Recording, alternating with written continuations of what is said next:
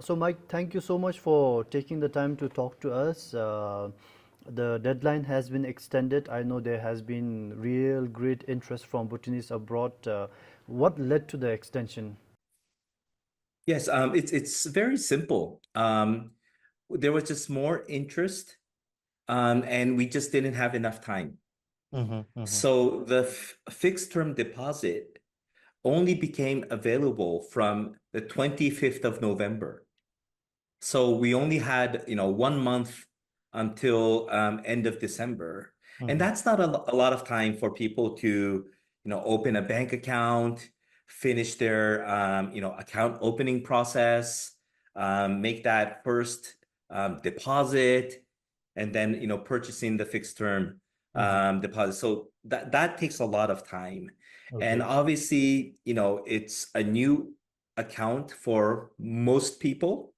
Mm-hmm. So they will have questions, two-factor, all of these things. Mm-hmm. So because this is an opportunity for Bhutanese living abroad to connect with Gelephu and the gateway, which is the international airport, it would be such a shame if just because of technical issues or because they just didn't have enough time Mm-hmm. that they couldn't participate. So it was Okay. natural to extend it. And if we are going to extend it, why not just make it very simple and clear that we extend for 1 quarter or Okay. 3 months? Okay, okay. So, I know His Majesty the King announced during the National Day that about 140 million US dollars have come through the fixed term deposit. It has been 2, 3 weeks after that announcement. Could you give us some latest figure? Yes, I mean those were commitments, Yes. right? So commitments and actual purchases are, there's a time lag, there's a difference.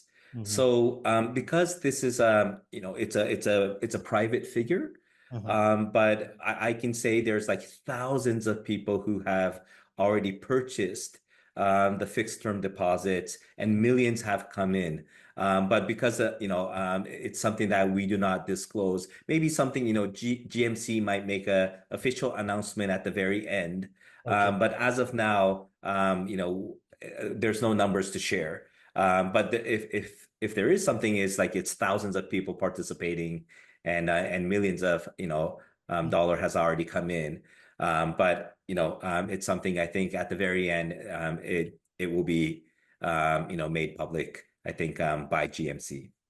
So, is there any possibility where if you just could give us the number of people who have opened their Oro Bank accounts for the FTD? So that will be tens of thousands of people.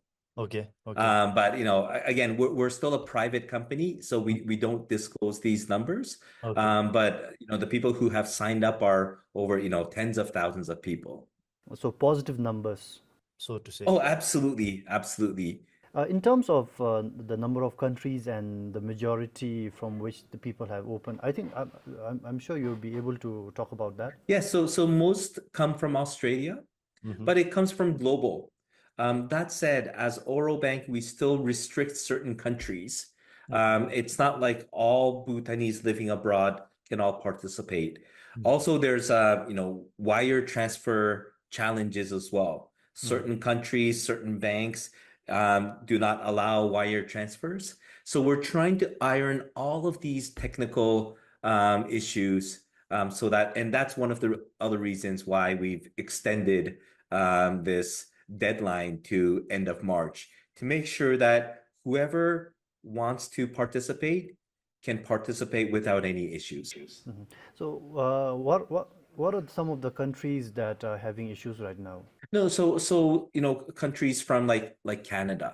Okay. Right now, due to regulatory, um, you know, constraints, Bhutanese in living in Canada cannot open an account.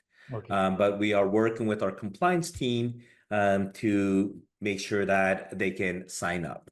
Mm-hmm. Similarly, in certain countries like Africa, it's Okay. very difficult to open an account or make that international wire. Mm-hmm. Similarly, in the Middle East, so Mm-hmm. it's actually quite a challenge Mm-hmm. for Bhutanese to make international transfers from countries that are not that open. Okay, so we're hoping that by the end of March, all these will be sorted. Yes, and also we are working with third-party remittance partners so Okay. that the transfer fees are currently the banking transfer through SWIFT network is quite expensive. Mm-hmm. So we are working with third-party money transfer services or remittance companies to enable a much lower cost of wire transfer. So all of these things we are, trying to iron out within the next 3 months. I've also heard that Oro Bank is looking at absorbing the SWIFT transfer fees. How about that? So that is still in discussion. Mm-hmm. Again, it's not oral. It's in discussion with GMC. Okay. So that is still not official, but the background of that discussion is it will be unfortunate for people who want to participate, who are eager to contribute, but because of the transfer fee, which could be expensive based on which country or which bank you send from. And by the way, Oro Bank charges nothing, right? Yes. So Oro Bank, there's no fees, but the sending bank, the intermediary bank, the correspondent bank, they all take a small fee. And from our perspective, and also from GMC's perspective, we don't want this fee to be something that's prohibitive. Okay. So we are in discussion if this is something, we can subsidize, or there's ways we can, make it simpler and easier, and alleviate the headache of that. But hopefully, we can make an announcement soon on this, but there's nothing official yet. Okay. People have been reaching out to me as well when it comes to the onboarding processes, and you told us earlier that tens of thousands of people are opening their accounts, they're doing transfers and everything, and they are facing issues. So, what is the bank doing to cater to the people who are having trouble opening accounts, sending money, and all? So we have our support team work 24/7. We also do live AMA. So AMA is Ask Me Anything. So every weekend, Saturday and Sunday, I do an hour and a half of AMA. And the questions could range from what is the interest, technical issues, the product, all of these things.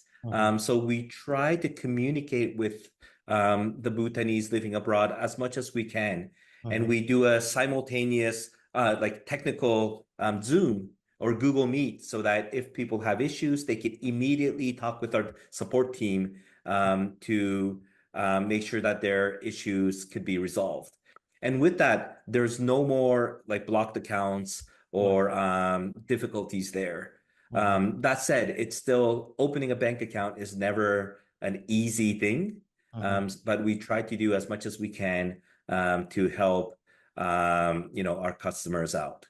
How is of course, this project is being undertaken along with the GMC. So, how at the end of March, how is the Oro Bank looking at the expected outcome from this project, from this initiative? Yes, so I think it's already a huge success. As I mentioned, there's thousands of people who have already purchased the FTD. Millions of deposits coming in. So from my perspective, we are truly grateful that it's resonating with the Bhutanese abroad, and the emotional connection is there. They want to contribute to GMC, and the international airport is the best way. Because for Bhutanese living abroad, their connection gateway is the airport. And this airport is also symbolic. It connects with the Bhutanese living abroad with Bhutan, but it also connects the today and the future. So from multiple meanings, it's a special opportunity.